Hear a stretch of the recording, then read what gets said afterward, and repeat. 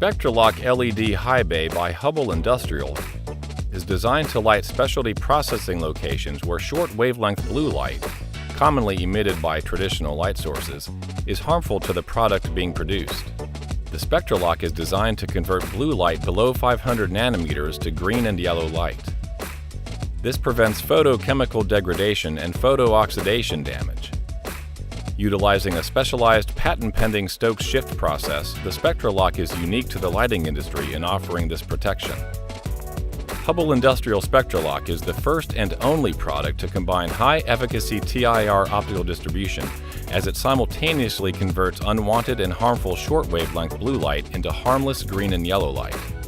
Examples include beer and food processing, milk production, semiconductor manufacturing, and pharmaceutical production and packaging.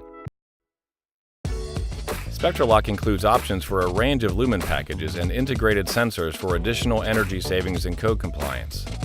The SPL has a quick and simple aircraft cable hanging system or pendant mount bracket for easy installation, and the LED technology assures long life with low maintenance.